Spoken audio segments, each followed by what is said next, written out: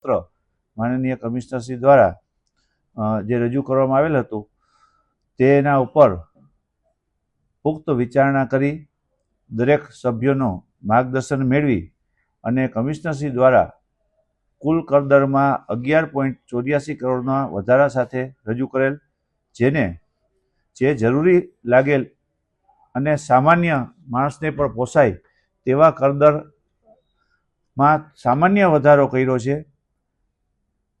એના 4.25 કરોડ જેવો વધારો સાથે આજરોજ મંજૂર કરવામાં આવેલ છે. આ વધારાની અંદર જે વોટર ચાર્જીસ છે કે જે ફિક્સ નળ કનેક્શન છે તેનો વર્ષનો પોસ્ટ વિસ્તારની અંદર જે 1300 રૂપિયા કનેક્શનનો ચાર્જ લેતા હતા તેમાં માત્ર 100 રૂપિયાનો વધારો કરી અને 1400 કરવામાં આવેલ છે.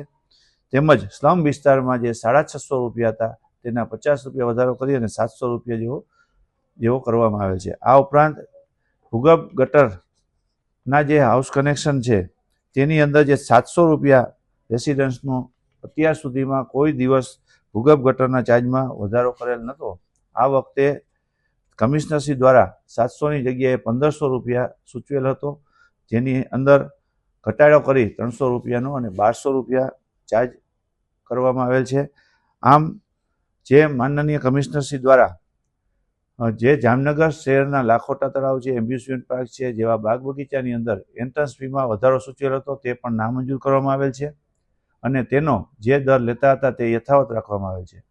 આ ઉપરાંત મિલકત વેરાની અંદર જે એડવાન્સ ટેક્સ ભરે છે અને જેને રાહત આપવાની થાય છે તેમાં 2 જ કેટેગરી સૂચવેલ હતી, જેની જગ્યાએ જૂની જે કેટેગરી ચાલુ હતી જેની અંદર સૈનિકોના માતા પિતાને, તેમના ધર્મપત્નીઓને તેમજ સિનિયર સિટીઝનને જે સેવા પૂજા કરતા હોય મંદિરની અંદર તે ધાર્મિક પરિસરમાં આવેલ રહેઠાણને જે માફી આપવામાં આવેલ હતી તે બધી જ વસ્તુને યથાવત રાખવામાં આવેલ છે.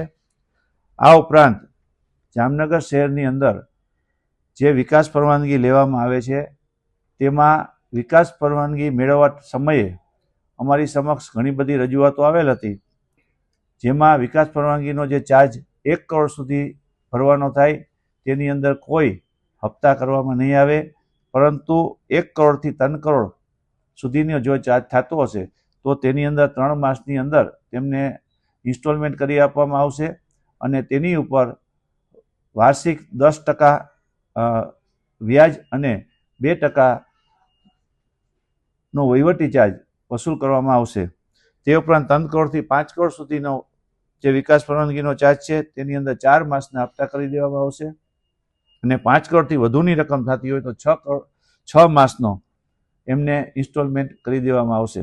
જે બધા ઇન્સ્ટોલમેન્ટ ઉપર જામનગર મહાનગરપાલિકા 10% પ્લસ 2% વહીવટી ચાર્જ, આમ 12% ચાર્જ વસૂલ કરશે.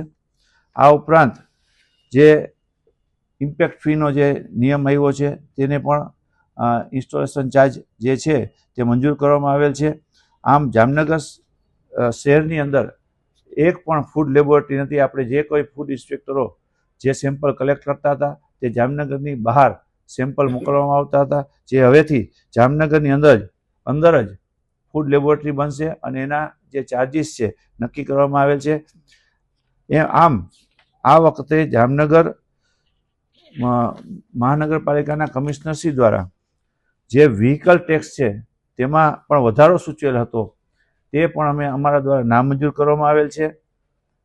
આ રીતે જોવા જઈએ તો જામનગર મહાનગરપાલિકાનું આ વખતનું બજેટ, જેમાં ખૂબ જ કોઈ કરદર વિનાનું, કોઈ કરદર કરવાનો વધારો કર્યા વિનાનું કહી શકાય તેવું બજેટ રજૂ કરવામાં આવેલ છે અને અમારા દ્વારા સ્ટેન્ડિંગ કમિટી દ્વારા આજરોજ મંજૂર કરી અને જનરલ બોર્ડ તરફ આ બજેટ રજૂ કરશું.